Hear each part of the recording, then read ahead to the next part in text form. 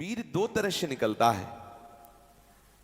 एक तो जो घातक है वो उसी के शरीर से निकलेगा जिसने हस्तमैथुन किया है या गंदी क्रियाएं करके बच्चापन से ही वीर को नष्ट किया है। जैसे 12-13 वर्ष की अवस्था है और उस अवस्था से आप अपने कुसंग के कारण वीर का नाश कर रहे हैं, तो कुछ वर्षों तक हस्तमैथुन करने वाला या अन्य गंदी चेष्टा करने वाला ये नहीं जान पाता है कि इसके द्वारा मेरी हानि हो रही, वो नहीं समझ पाता, क्योंकि जीवनी शक्ति भगवान अपनी तरफ से देते हैं। वो बिल्कुल ना खाए और हस्तमैथुन करे तो भी उसको समझ में नहीं आएगा।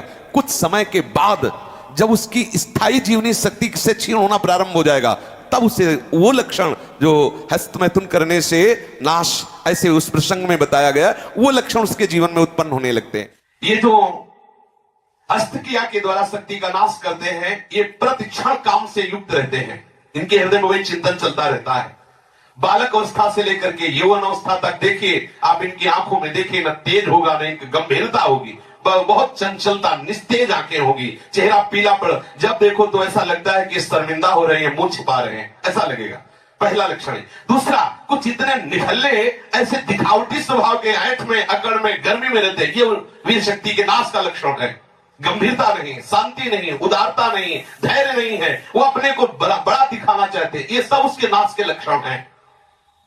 जिनका चेहरा आनंद में, देखते ही हृदय में आकर्षण, ये ब्रह्मचर्य का लक्षण है। चेहरा देखो तो उजड़ा हुआ दिखाई देता है, लगता है बिना रोते हुए भी रो रहे हैं, वो सब सिकुड़ गया चेहरा, ऐसा जैसे किसी घर में आग लगा दो, इसके बाद दर्शन करो तो कैसा लगता है, वो ऐसे ही उसका चेहरा होता है जिसने अपने जीवन से खिलवाड़ किया है। जो स्वभाव से ही रुक्ष, चिड़चिड़ा, क्रोधी, बात बात पे एकदम रूखा, चेहरा पीला पड़ रहा, फीका पड़, वो चेहरा पीला प्रेम का नहीं, वो चेहरा प्रेम में पीला पड़, प्रेम में नहीं, यहाँ काम की बात हो रही है। मुख पिया आई फिर गई, बदल गए तन रंग, ये प्रेम का लक्षण नहीं, ये काम के लक्षण क्या बात है।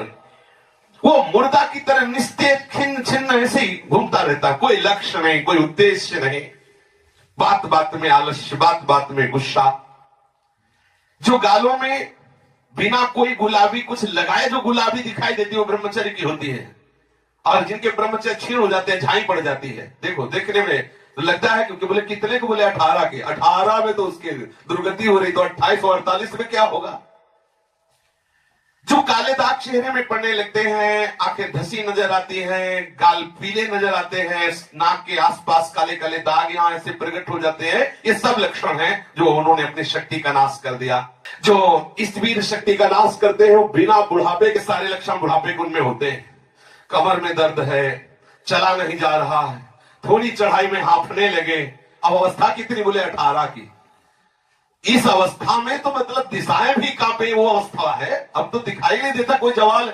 चित्त में कुचिंताएं, छाती में धड़कन, बिना भय के भयभीत हो जाना, थोड़े से भी दुख में ऐसा सोचना कि मैं आत्महत्या कर लूं, ये सब बातें उसी की कमी से हो रही हैं। ये महापुरुषों के अनुभव की झूठी झूठी बातों में एकदम घबरा जाना, कोई झूठी धमकी दे दे तो बस वो ऐसा लगता है अब क्या करूं, किसी कमरे में बंद हो जाऊं, अपने आप को प्राण हत्या करके बचा लूं, ऐसा मैं अपने शरीर को न, ये सारे के सारे लक्षण उसी में प्रकट होते हैं।